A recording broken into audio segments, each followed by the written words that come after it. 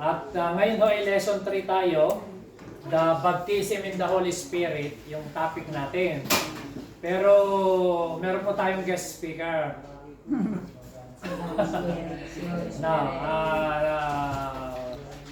na galing pa sa malayong lugar, si Pastora Joy. Pastor. Siya po ang magtuturo. At itutuloy po natin yung lesson na ito tuwing Sunday. Huwag na natin pong palagpasin na tayo may ma-miss kasi po napakaganda po ng mga lesson ito kailangan natin. Ngayon ho, yung topic natin na the baptism, yung iba na-baptize na, yung iba hindi pa nag-i-speaking tongues. Sino ba sa inyo nag-i-speaking tongues na? Na-baptize na? Yung iba, yung na-baptize ka na, nag-i-speaking tongues ka na. Gusto kong makita yung kamay niyo. Yung iba hindi pa. Maaring iba na-baptize kayo, hindi pa kayo nag-speaking tongues. So ito po, pag-aaral sa bagay na yan, i-desire nyo, ipag-pray nyo na ma-experience nyo. Kung hindi man natin, kung wala na tayong time mamaya ng practical o practical application, sa susunod ho ng pagkakataon, ano? Pag-aralan muna natin. Ngayon, kung may time pa tayo, tingnan natin. Dahil isang oras po yung teaching natin, para ho may time pa ho tayo. Okay? Sige po, palakpakan natin ang Panginoon, Pastor Joy.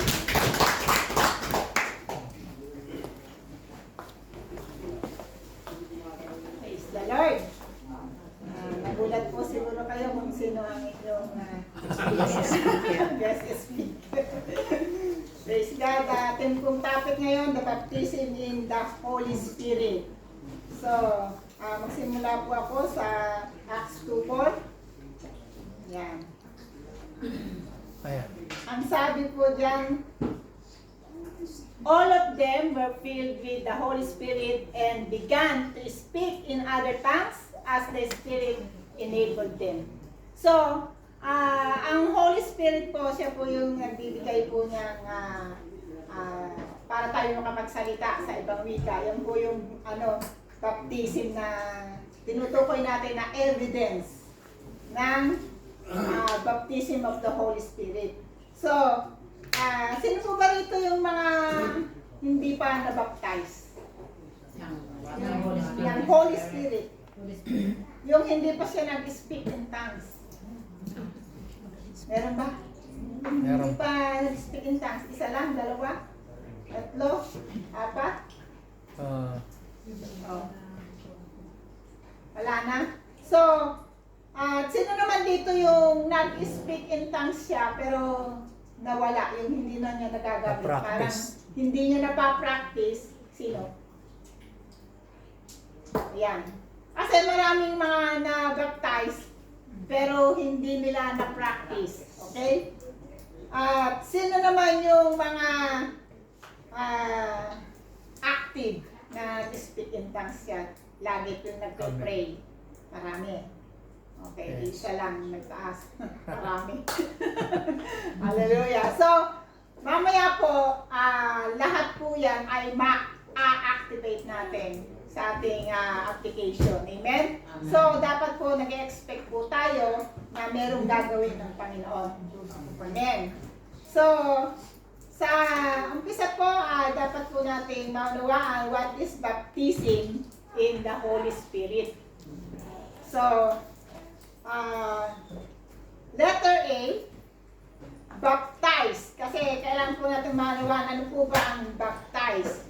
Baptize means immerse, submerged, and saturated with the miraculous power of God. Pag sinabing submerged o saturated, immerse, ibig po sabihin yan, lubog, babad, at ikaw ay nababalot, loob at labas ng power ng Diyos. Power ng Holy Spirit. Amen? Na sa bawat himaymay ng ating kalamnan ay nasaturate ang tayo ng power of God. Tumatagos, naglalagos, gano'n yung power ng Diyos sa ating maging sa ating katawan, sa ating spirit of kaluluwa. Yung po ang tinatawag na baptiso. Amen. At tulad natin sa isang baso na puno ng tubig, tapos yung baso na yun na puno ng tubig ay nilagay mo pa sa swimming pool. So, ibig sabihin, ikaw yung baso na yun na puno ka na, pero nilagay ka pa dun sa napakaraming tubig na yun yung power ng God na dun tayo ay na lubog. Ibig sabihin, yun yung baptism, na baptize ka. Amen? Amen. Naintindihan niyo po ba ang baptism? So, Acts 24 verse 49. Ang sabi dyan, Luke. Okay, sorry. Luke 24:49. Sabi dyan, I am going to send you what my Father has promised, but stay in the city until you have been clothed with power from on high. So, pangalawang meaning ng baptism ay ito po yung promise of the Father. Yan ay pangako ng Diyos sa lahat ng mga nananampalataya sa Diyos. Amen. So, kapag ka po sinabing pangako, tapat ang Diyos na ito'y pagkakaloob. Hindi lang po sa panahon ng mga disipulo, kundi po sa panahon natin. Amen? Nananampalataya po ba kayo na ito ay pwedeng gawin sa iyo ng Diyos ngayon?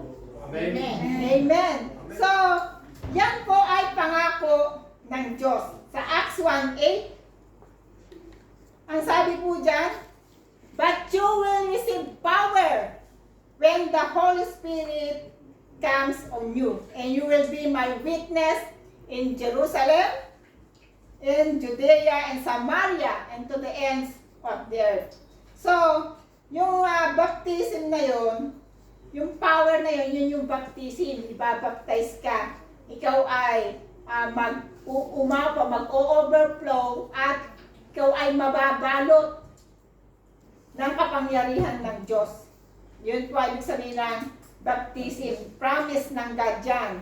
At malalaman po natin sa Acts 2:38-39 na lahat ay nakaranas nito. Hindi ibig sabihin na naranasan namin kami lang.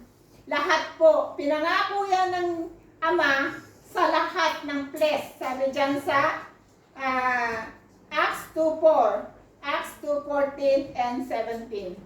So, mabilis lang po tayo. Ayan po, sa Acts 2:38-39, all who are part of Acts 2:4, they were all filled.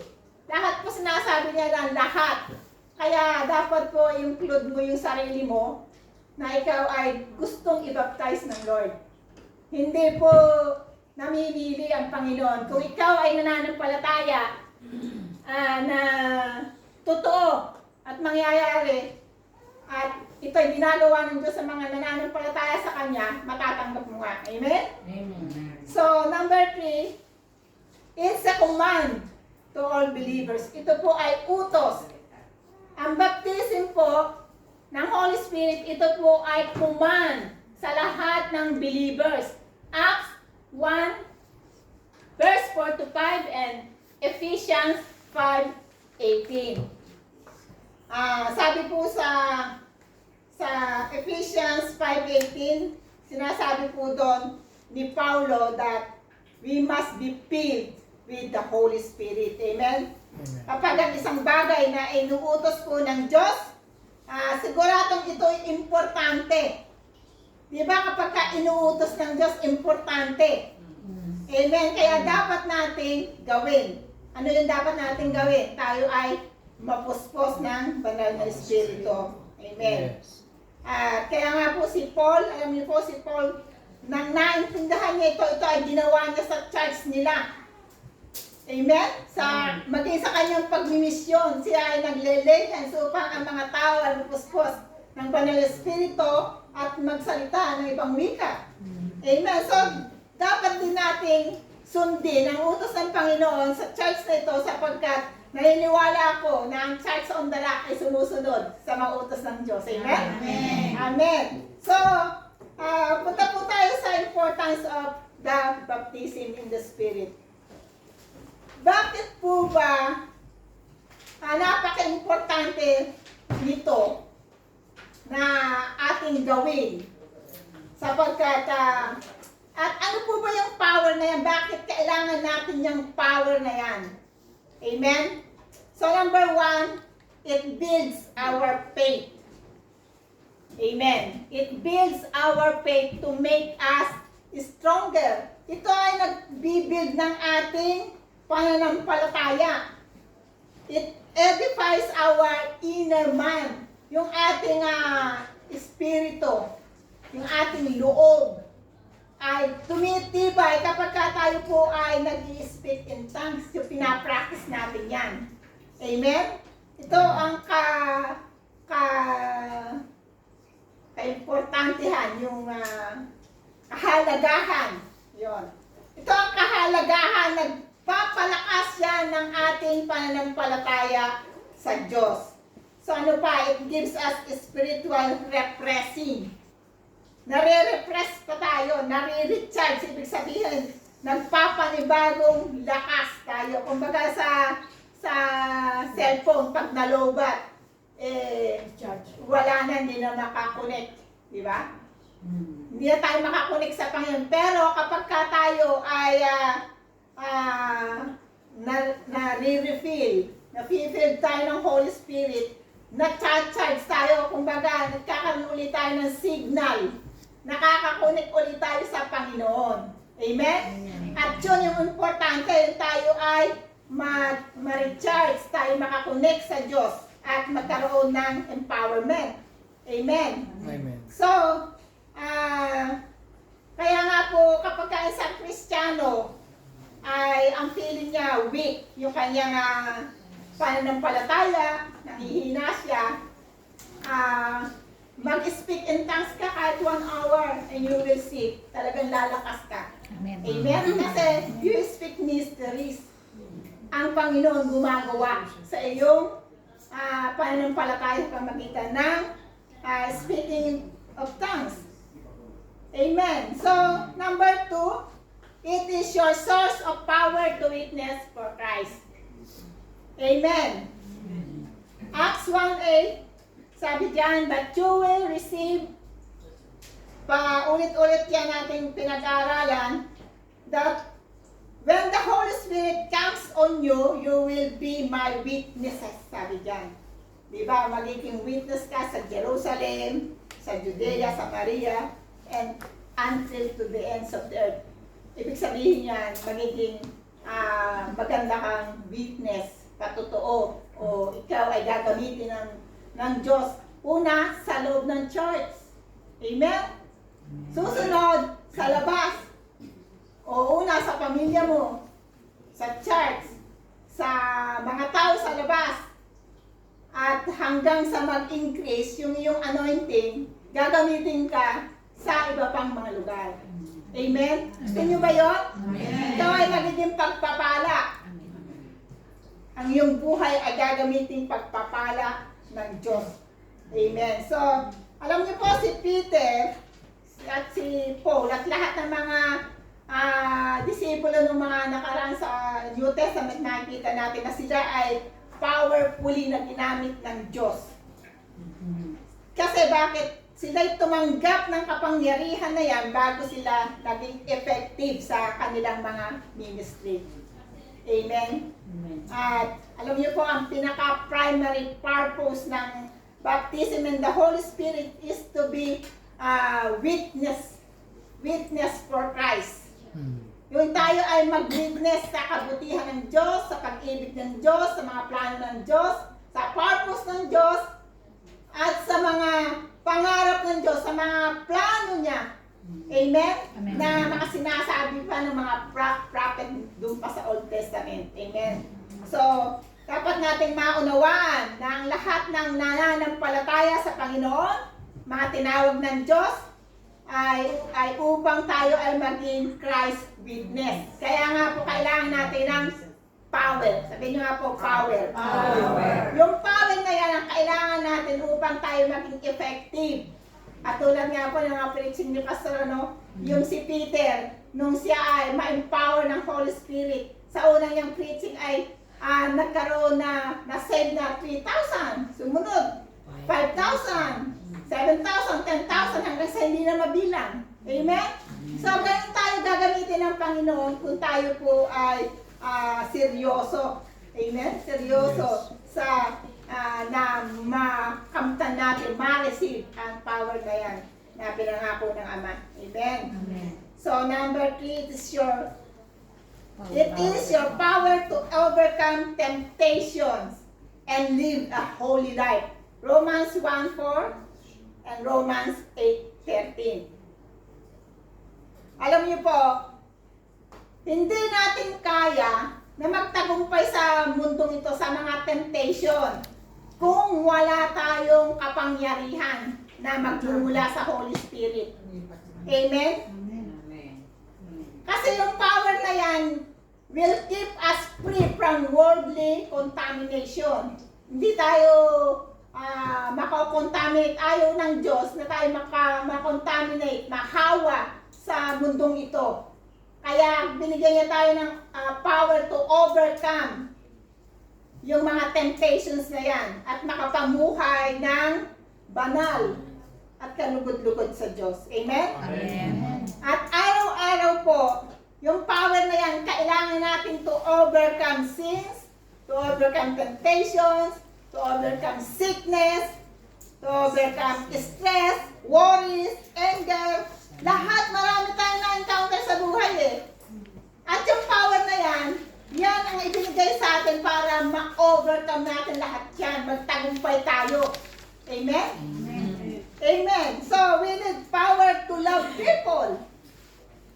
Alam niyo ba na kailangan natin yung power para mahalin natin ang ating kapatid, ang ating magulang, ang ating mga kapwa. We need power. Hindi basta-basta gano'n na lang na unuunawa ko siya dahil nauunawaan ko siya na kapag titis ako sa ugali niya. Bakit? Dahil sa power na binigay ng Diyos to overcome ng lahat ng mga sufferings, mga pain. Amen. We need power to overcome all of this. Amen? Amen. So, wala tayong capacity sa ating sarili, sa sarili nating kaisipan o karunungan para mapagtagumpayan lahat yan. We need God's power.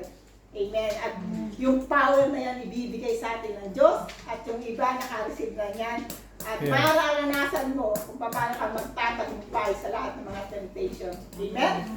So number 4, we need power to pray for the sick, to cast out demons, and to deliver them from demon spirit or demons possessed. Luke 11 verse 1, 13, and Romans 8, 26 to 28. Hindi ko nakuha basahin yung mga verses para mabilis po tayo. Okay, sige. So, ang sekreto ng mga ginagamit ng Diyos ay power ng Holy Spirit. Amen. Kami, hindi namin kayang tumayo dito. Walang power yung message, walang power yung aking mga sinasabi kung hindi ako sinasamahan at pinapangunahan ng Banal na Espiritu. Amen. Hindi ko kayang ituro mga tinuturo ko kung hindi ako pinangunahan ng Banal na Espiritu. Sapagkat hindi sa sarili kong karunungan, hindi sa sarili kong kaunawaan na ito ay kaya kong ipahayag kundi sa pamamagitan lamang ng Banal na Espiritu. Amen? So, we must be filled by the power of the Holy Spirit. We cannot do it alone. We need God's power. Kailangan natin ng power to do signs, wonders, and miracles na sa bawat pagpatong ng ating kamay, sa may sakit, sila ay gagaling. Sa bawat pagpapalas ng demonyo, sila ay aalis. Amen? Amen. At sa mga napoposes, mga naalihan ng demonyo, kapag pinag-pray natin, pinalayas demonyo, sila ay aalis. Amen? Ito ay ginagawa ng Diyos para sa kanyang kapurihan, kalulhatian, hindi para tayo ay makilala at maangat ang ating buhay o yung tumanyag tayo, hindi. Ito ay para sa kalulhatian ng Ama, ng Panginoon. Amen?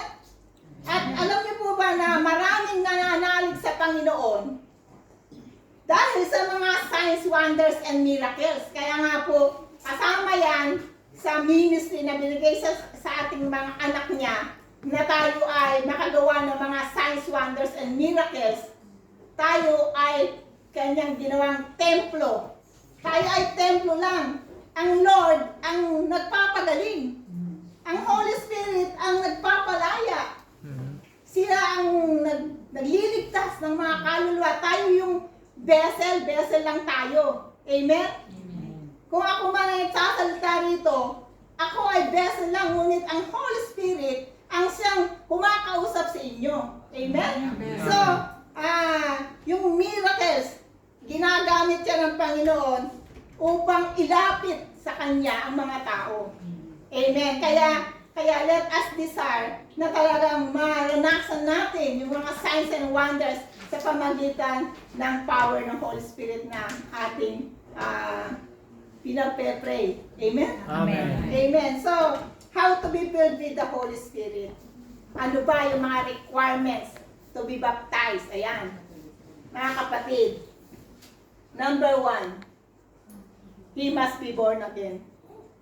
Lahat naman siguro tayo ay na-born again na, no? Unless a man be born again, he cannot enter into the kingdom of God.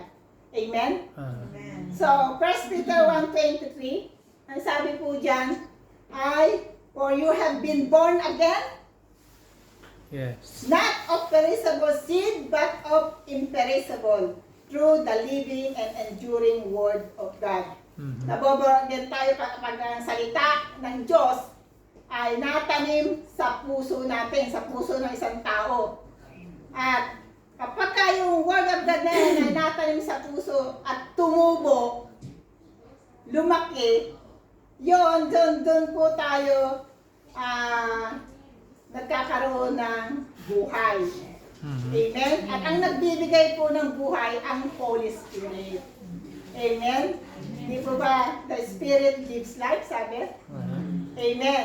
At alam niyo mga kapatid, yung Holy Spirit, siya rin yung nag-give birth kay Jesus, di ba? Amen. Amen. Ganun din sa atin. Spiritually, tayo ay give birth ng Holy Spirit para tayo po ay maging kaisa ng Diyos sa misyon, sa ministry. Yung iniwan ni Jesus Christ ay ipagpapatuloy natin sa pamamagitan ng Holy Spirit, mga kapatid.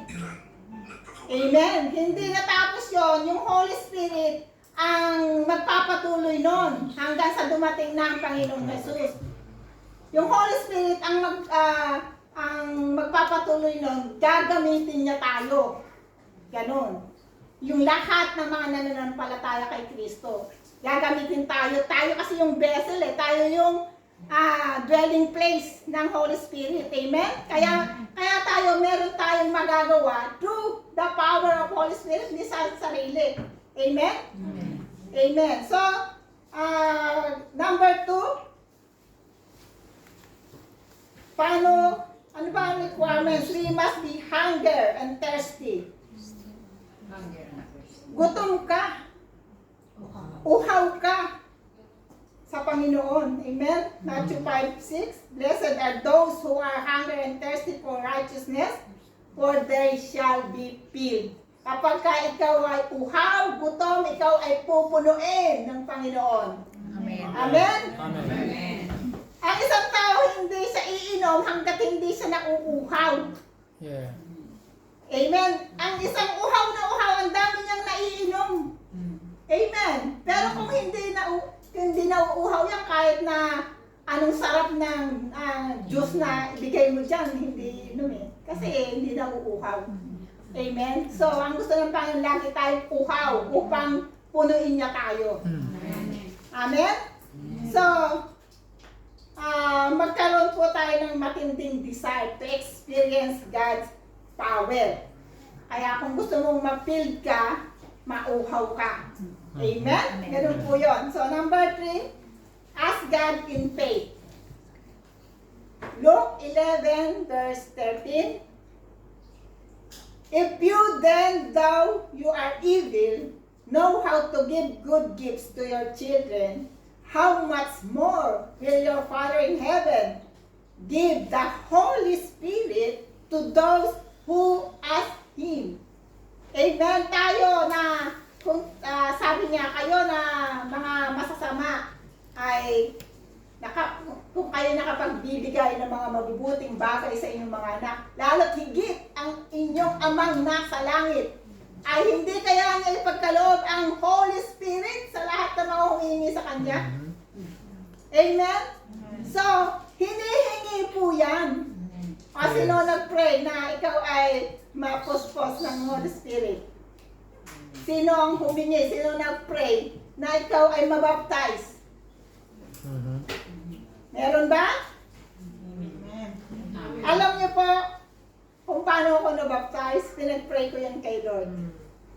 At sabi ko, hindi pa ako nababaptize noon. Sabi ko, Lord, gusto ko regalo mo yung baptism in the Holy Spirit yung sa birthday ko.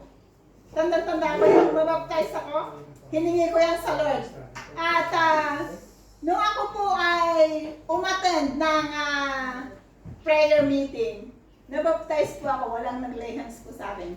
Ibinigay ng Diyos. Ibig sabihin, kapag pinag-pray mo, kahit walang mag-lay hands nga sa'yo mababaptize ka. Amen? Walang nag-baptize sa akin. Amen? So, ask God in faith. Amen? Kapag ikaw ay humingi, ikaw ay bibigyan. Di ba? Ask and you shall receive. Amen. So, pinag-pray ko po yun kaya, at dinisire ko kasi. Dinisire ko yun. Kaya binigay ng Panginoon. Amen. So, number 4, obedience or step in faith. Ayan. So, we must be prepared to obey. Kaya nga, pagka humihingi tayo, dapat piniprepare din natin ang ating sarili sa pagsunod sa anuman na iutos ng Panginoon. And act in faith. So, number 1, receive. Dalawang bagay lang po yan sa obedience. Number 1, receive. Kung ihingin natin, dapat natin i-receive. Amen? Amen. Ngayon, kung ihingin mo na, tapos di mo naman i-receive, paano mo matatanggap?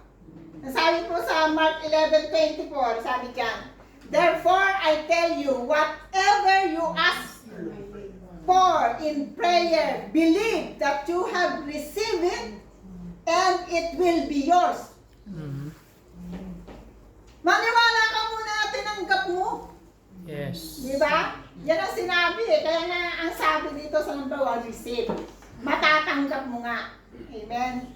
So, sundin mo yung Word of God at aktuhanin ang ibig sabihin nun. So, Luke 11, 9 and 10, sabi dyan, so I say to you, ask and it shall be given to you. Seek and you will find.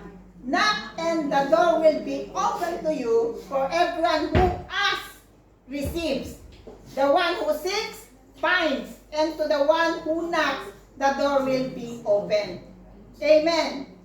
For everyone who asks, receive. Kapag ka ikaw ay humingi, sigurado bibigyan ka. Di ba tapat ang Diyos? Nagsisinungaling ba siya? No. Hindi. Kaya kung humingi ka, ibibigay talaga yan. Yes. Amen. Yung humihingi, tatanggap. Amen? Amen. Amen. Hallelujah. So, number 2, speak in faith. Yan po ay under sa obedience. At dun sa step in faith na yan. So, speak in faith. Ganito po, kapag sa application natin mamaya, when you sense the power of God, begin to speak out faith. Kung ano yung, di ba minsan, pagka nilele-hands ka, di ba, nagpe-praise and worship, pagka minsan, nararamdaman niyo yung power niyo, ang gagawin naman, iiyak na, mga ganyan, di ba? No, you have to speak out faith. Kung ano yung faith mo, sabihin mo, kung naramdaman mo, ayan na, Lord, naramdaman yung power mo, sabihin mo, Lord, salamat, magsalita ka. Speak out your faith. Salamat, Lord. I receive it. Panginoon, pinupuro kita, sinasamba kita. Iyan mo yung pananampalataya mo sa Panginoon. Speak out. Hindi yung wala ka nang masabi na umiyak ka na lang. No, hindi ganon. Amen? Kaya nga, speak in faith. Kailangan ka magsalita. Kasi pagka nagsasalita ka, nagpupuri, ang Lord ang naglalagay ng utterance. Yung ano sasabihin mo, bigla ka na lang mag-speak in tongues, nakita mo pagka ginawa mo yan. Amen? Yes. Amen. Kasi sabi dyan sa Acts 2:4, they were all filled with the Holy Spirit and began to speak with other tongues as the Spirit gave them utterance. Sila, yung mga apostol, sila yung nagsimulang magsalita. Hindi sinabing yung Holy Spirit ang nagsalita, tsaka parang sila nabaptize, hindi po. Yung Holy Spirit, sabi ko, as the Spirit gave them utterance, habang sila ay nagsasalita ng mga papuri at sila ay binigyan ng utterance ng Panginoon. Nag-speak in tongues po sila. They began to speak. Yung disciples na nagsasalita sila, ang Holy Spirit po ang nag-baptize po. Nagsalita sila sa ibang wika. Amen? So, pagka mamaya po kung maranasan nyo po yung power ng God, amen? Feel mo yun eh, may manifestation po eh, habang tayo ay nagpupuri, nananalangin o sumasamba sa Panginoon, ay dumarating po kasi yung power ng God, yung presence ng God. At pag naranasan mo po yun, yun na yun, mag-ano ka, pasalamatan mo na at bibigay ng Panginoon. Amen? Amen. Amen. So, huwag lang pong mag-hysterical, iwasan po natin yun. Basta receive in faith. Amen? Hallelujah. So, dito po tayo magtatapos, hindrances. Ano naman yung mga hindrances? Bakit hindi nababaptize? Amen? So, number 1, unbelief. Yan.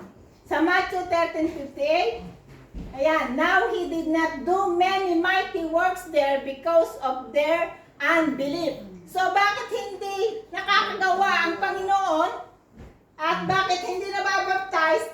Because of their unbelief. Hindi po sila tunay na nanampalataya. Amen? So, unbelief means taliwas sa nais ng Diyos. Pag sinabi mong unbelief, ikaw ay kumokontra sa nais ng Panginoon. Kontra ka. Hindi nagtatagpo ang inyong, hindi ka nag-a-agree sa sinasabi ng Panginoon. So, command niya yan, kaya gusto kanya na mabaptize. Amen? Amen. Hindi ibig sabihin na parang hindi ka mabaptize, ayaw ng Diyos. Hindi po totoo yung gusto ng Diyos. Amen? Amen. So, parang ganito po yun eh. Alam niyo po si Jesus Christ, maliban po na magsisi ang isang tao at manampalataya sa Kanya, hindi maliligtas yung tao. Amen? Amen. Kailangan munang magsisi at manampalataya sa Diyos bago ka maligtas. Ganun din po yun sa baptism. Amen. Gusto niya na mabaptize ka, pero yung itong mga hindrances na to, dapat wala sa'yo. Amen. Amen. Amen. So, number 2, ang sabi dito is fear. Pag takot ka, hindi ka mababaptize. Bakit po? Because fear is the enemy of faith. Amen? Amen. Yung fear hindi yan galing sa Diyos. Alam niyo po ba ano galing sa Diyos? Power. Sa 2 Timothy 1:7, ano sinabi dyan? For God has not given us a spirit of fear, but of power and of love and of a sound mind. Amen? Amen. So kung maraming mga dapat sana nababaptize, kumisang kasi natatakot sila kasi nararamdaman nila yung power Di ba minsan nanginginig, di nila makontaminate, makontain yung power. Amen. Parang natatakot sila, pero hindi tayo dapat matakot kasi ang takot ay hindi sa Diyos. Ang binigay ng Diyos sa atin ay power, love, and sound mind. Amen? Hallelujah. Luke 11:10-13. Ang sabi po dito, which you fathers, if your son asks for a feast, will give him a snake instead? Or if he asks for an egg, will give him a scorpion? If you then, though you are evil, know how to give good gifts to your children, how much more will your Father in heaven give the Holy Spirit to those who ask Him? So, sigurado, kapag ka ang hiningi natin sa Diyos, baptisan ng Holy Spirit, yun ang ibibigay. Amen. Di ba? Kung humingi ka ng tinapay, yun ang ibibigay. So, ngayon, humihingi tayo ngayon ng empowerment, di ba? Ma-fill tayo ng Holy Spirit, mabaptize. Yun ang ibibigay sa'yo. Amen? Hindi ka bibigyan ng takot. Hindi ka bibigyan. Pagka natakot, meron ka lang napapakinggang deception ng kaaway. Huwag yung pakinggan. Amen? Amen. Takwil mo. Amen. So, number 3, ano ang isa sa mga hindrance? Disobedience and unconfessed sins. Ayan. Disobedience and unconfessed sins. Psalm 66 verse 18. Ayan. Ang sabi diyan, if I had cherished sin in my heart, the Lord would not have listened. Yung mga kasalanan na hindi mo nahihingi ng tawad sa Diyos, yan dapat ay i-confess mo sa Panginoon at humingi ka ng tawad. Amen? Kaya, dapat sa atin mamaya mag-repent muna, humingi ng tawad sa Diyos, at yung mga nagawa nating kasalanan sa Panginoon, ay kanyang ipapatawad kung ating i-confess. Ang sabi dyan, 1 John 1:9. 1 John 1:9, if we confess our sins, He is faithful and just and will forgive us our sins and purify us from all unrighteousness. Kapag tayo ay humingi ng tawad sa Diyos, tayo ay kanyang patatawarin. Amen. Amen. At lilinisin sa lahat ng ating mga kalikuan. Amen. So, tayo po ay dapat po ay magkaroon po tayo ng confession sa Panginoon at yung ating mga disobedience ay atin po na ihingi rin ng tawad sa Diyos. Amen. At tayo po para tayo po ay pagpalain ng kanyang kapangyarihan ng Banal Espiritu. Amen. So, number 4, last na po ito, prohibited practices. Yan. Deuteronomy 18, verse 10-12. Let no one be found among you who sacrifices his son or daughter in the fire, who practices divination or sorcery, interprets omens, engages in witchcraft, or casts spells, or he is a medium or a spiritist, or who consults the dead. Anyone who does these things is detestable to the Lord, and because of these detestable practices, the Lord your God will drive out those nations before you. Pag sinabi pong detestable, ito po ay karumal-dumal sa paningin ng Diyos. Yung mga gumagawa ng ganito, mga practices, mga gawain. Amen? Ano po ba yung mga interprets, omens na yan? Yan po yung mga fortune teller, yung mga nanguhula. Amen? Engages in witchcraft, yung mga pangpukulan. Cast spells, yun yung mga magic. Amen? Mga wizards. Or who is a medium or spiritist. yung mga espiritista, yung mga kumukonsulta sa mga espiritu, sa mga patay, espiritu ng patay. Amen? Anyone who does these things is detestable to the Lord. Ayan. And this same detestable practices, the Lord your God will drive out those nations before you. Ayaw na ayaw ng Panginoon na mga ganyang gawain kasi yan ay masama sa kanyang paningin. At ito ay kanyang pinagtabuyan daw. Sabi dyan, pinagtabuyan niya. Ayaw niya na mga ganitong practices, mga gumagawa nito. Palagi ko nung wala na rito. No? Amen. Amen. Pero alam niyo po, kung meron pa kayong mga tinatago dyan, mga anting-anting, mga bagay na hindi na meron siyang connection sa mga sorcery, sa mga witchcraft. Ito po ay nagiging Tapon nyo na. open door ng kaaway Tapon nyo na yun. sa ating buhay.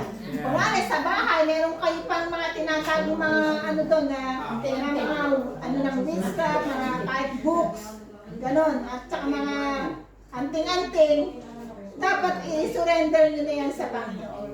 Amen? Kasi yan ay detestable.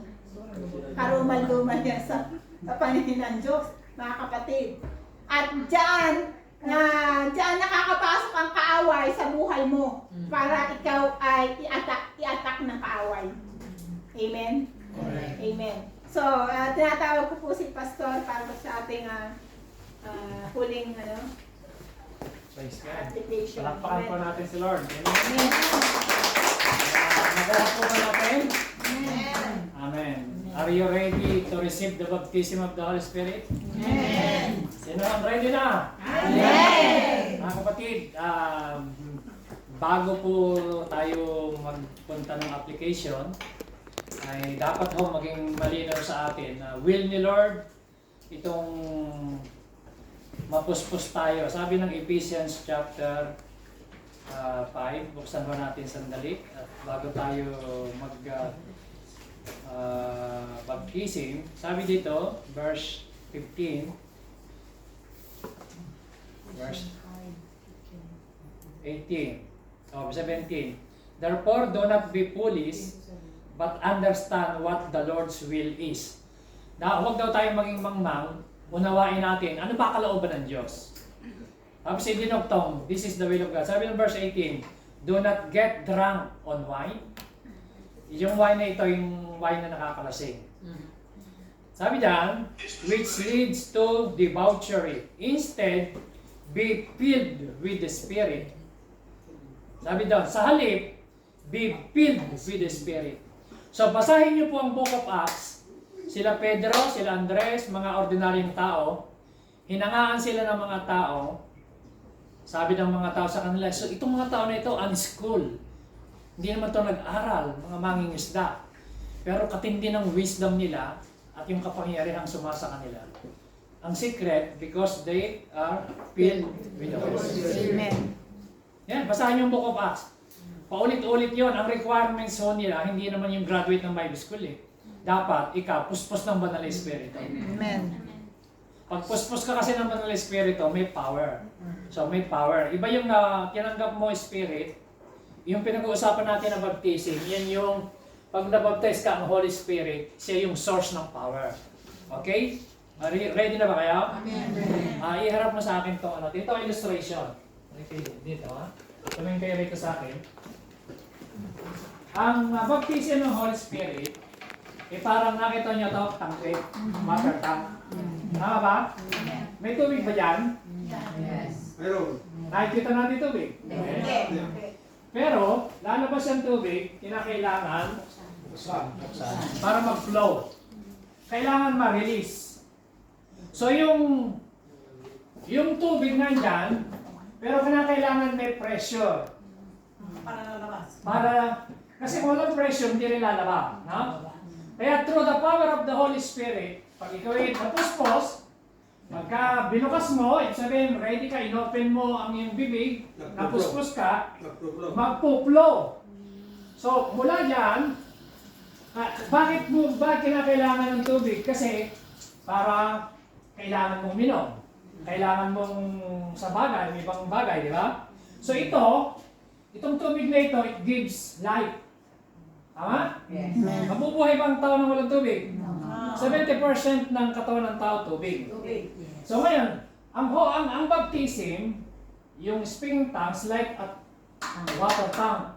So kinakailangan, nasa sa iyo, kung gusto mong mapuspos, ang sabi ng Bible, uminom ka, come and drink. Kasi hindi ka mapupuspos, halimbawa ikaw tong, ayan ha, ganito tayo, ang baptism, para tayong espongha. May sulasyon na. Okay. Pagka... Yan. So, kailangan natin ng tubig. Ngayon, ang baptism, yan. So, kapag ikaw kung tayo hindi puspos, kahit ano gawin mo, walang lumalabas eh. Hindi ka puspos eh. Kaya maraming Kristiyano hindi puspos pag tinignan mo mukhang dry. Tingnan niyo yung katabi niyo, mukhang puspos. Pag kaya niyo mukhang presko, at mukhang puspos yan, may kapayapaan, di ba? Pero ito, kahit ano gawin mo dyan, dry eh, wala eh. Pero pag yan ay puspos, kailangan immerse. Yung tinuro, yung meaning ng baptism. So, immerse. Yan, puspos. Lumalabas ang tubig. May overflow. Amen? Amen. So, nakuha nyo, very simple illustration. Ganyan po ang water baptism, mga kapatid. Hindi ka, iba yung tinanggap mo Espiritu ng Diyos, pero iba yung baptism. Kinakailangan mapuspos ka. Ngayon, hindi ka mapupuspos kung hindi mo bubuksan to. Andyan lang siya. Kailangan mag-overflow yan. Kailangan, nakakita na ba kayo ng nalasing na uminom na hindi nakipag-inuman? Ibig sabihin, kinakailangan, kumuha ka ng baso, At uminom. at isang inumin yan. Kinakailangan, lagyan mo ng tubig, inumin mo. Ngayon, halimbawa ito ay wine. Puno ng wine. Andyan lang siya. Malalasing kaya ako? Hindi, ano ininom eh. Handyan yan eh. Ano kailangan kong gawin? Amen. Kuhanin. Tapos hindi ka pa lasing. Isa pa! Lasing na. Isa pa! Isa na, wala na. Ano yan? Lasing ka na, ano? Hindi pa ako lasing. Kailangan mo. Pag nalasing ka na, ano mangyayari? Pag lasing na, matapang na loob, di ba? Yes. Hindi na mahihain. Kaya yung mga disciple, napakatapang nilang mangaral kasi puspos sila ng Holy Spirit. Kaya maraming Kristiyano mahihain kasi hindi nga lasing sa Spirit, hindi puspos eh. Puspos ng sama ng loob, puspos ng tampo, puspos ng galit, puspos ng hinanakit, puspos ng panging, negatibo. Dapat mapuspos ka. Ngayon, ang kailangan mo para mapuspos ka, uminom ka talaga. Open your mouth. Hindi po pwedeng, bahala ka na. Pinipikil mo naman. Ano ang kailangan? Ibukas mo yung bibig mo, purihin mo Diyos, magpasalamat ka. Ang sabi ng Bible, the Holy Spirit gave them utterance. So sila, nagsalita sila, yung Spirit na nasa kanila, yun ang nagbigay ng salita. Ngayon, ikaw, ibubukas mo yung bibig mo, ano gagawin mo? Purihin mo si Lord. Lord, salamat po, pinupuri kita, sinasamba kita. Hindi po pwede yung, bahala ka na Lord. Pinipigil mo. Di ba naman naranasan ng baptism? Eh, paano ka mararanasan? Di ka naman uminom. Di ba? Paano ka nalalasing? Di ka naman uminom. So, kailangan parang malasing ka, open your mouth. Sabihin, begin to worship God. Kaya ang karugtong nitong Ephesians, tingnan niyo ang sabi dito, pakinggan niyo, sabi diyan, do not get drunk on wine which lead to debauchery. Instead, be filled with the Holy Spirit, speaking to another with song. Hymns. Magsalita ka. Yun ang sasalita ikaw din. Kung marunong kang mag-Chinese, huwag kang mag-Chinese. Kung marunong ka mag-Spanish, wag. Kung Chabacano, wag din. Kung Bisaya, wag. So, kailangan magsalita ka kung ano yung nilalagay sa ng spirit na nagsisimula sa Hallelujah. Purihin ng Diyos. Hallelujah. Basta Hallelujah. Mag-Hallelujah ka lang. Dati meron ako experience ganito. Nakakatuwa. E di, nag-baptism kami, Holy Spirit, sa San Miguel, Bulacan. Dumayo pa yung mga taga Saragossa. Meron ako ipinagpipray, si Sister Alice ang pangalan. Pinagpipray ko ngayon, tagal! Hindi mabaptize. Eh ako nun hindi pa ako ganong sanay magturo ng water baptism Ay, ng baptism ng the Holy Spirit. Sabi ko lang, sige lang, gayahin mo lang ako, sabihin mo lang na ra. Hindi, nagbukas nga siya ng bibig, sabi niya, ra. Sabi niya, ra. Ayaw daw tumuloy, kahit sabi ko daw sige, tuloy ka lang. Rading, kaya. Alam niyo ba, rading, pangalan ko yun Palayaw ko rading. Tinuloy, rading, kaya. Hindi na baptize tuloy. Palayo, Kaya mga kapatid, ang baptism ho, relax ka lang. Hindi mo kailangan pilitin, hindi mo kailangan mag-anak. Ngayon, may emotion siyempre. Siyempre, ang tatanggap mo, power yan. Power. Oo, sa susunod, i-discuss ko sa inyo yung dynamite power. Hindi basta-basta yan. Kaya mga kapatid, kung ready na tayo ngayon. Paano kung talagang hindi ko maramdaman? Hindi ko ma-appeal. Okay lang na hindi mo ma-appeal. Okay lang na hindi mo ma-appeal. Pero, kinakailangan as in faith. Gawin mo sa pananampalataya. Kaya nga tinuro, di ba kanina tinuro sa pananampalataya? Kasi ang pananampalataya hindi feeling yun According to the Word of God, faith is not a feeling. Faith is what the Bible says. Kung ano yung sinabi ng Word of God. Kaya nga we walk by faith not by feeling. Di ba? So pag sinabing faith, ang basihan, yung word, hindi yung nararamdaman natin. Kasi yung emotion natin, kinakailangan makontrol siya ng spirit. Siya yung spirit ang mag-control. Ngayon kung minsan, talagang parang wala kang nararamdaman, pero by faith nga by faith, kahit wala akong nararamdaman, naniniwala ako, pwede ko i-baptize ni Lord. So magpuri ka lang, taas mo kamay mo, Holy Spirit, gano'n, tapos mamaya, relax ka lang. Hindi mo kailangan mag-struggle, hindi mo kailangan pilitin, hindi mo kailangan. Ngayon, kung hindi mo pa panahon ngayon, pag-pray mo pa ulit sa susunod. Kung hindi pa panahon, ipag-fasting and prayer. O hindi pa panahon, ganun yun Kung hindi mo nakuha ngayon, hindi ibig sabihin hindi will ni Lord. Baring may piniprepare pa yung puso natin. Meron pa tayong 10 days Nakuha niyo ba? 10 days na Kaya challenge ko sa inyo, hindi ko pa ito sinasabi sa church, kasi dito sa church kayo, magkakaroon tayo po ng 10 days na morning devotion na tuloy-tuloy. Magkaturo ko ng next Sunday ng Power of Prayer. Tuturo ko kasi yun. Kasi ang mga disciple, 10 araw silang nag-pray, naghintay sila para matanggap nila yung power. 10 days yun, 10 days consecutive days. Tuloy-tuloy. So magkakaroon tayo ng morning devotion dito sa lahat ng congregation available bago tayo pumasok sa trabaho, kung ano yung oras na pwede natin gawin, kung 7 to 8 o 8 to 9, basta isang oras lang. Magsasama-sama tayo dito sa church, magpipray tayo, Lord, empower us. Ganon. Preparation sa anniversary. Nasabi ko na sa inyo, pero i-announce ko yan sa Sunday. Piniprepare ko lang ang congregation sa teaching na para... Kasi ina-apply natin yung... Sila kasi 10 days silang nag-pray So parang application lang gagawin natin na kung gusto mong ma-experience yung power as a church, kinukuha sa prayer. So kaya yun ang ginawa nila, nag-pray sila. Ngayon, kung magpe-pray tayo, hindi pa tayo ready, o di huwag muna tayo mag-activation ngayon sa susunod na. Mag-closing muna tayo ngayon, pag-pray natin, mag-desire muna kayo, pag-pray nyo, Lord, mamaya,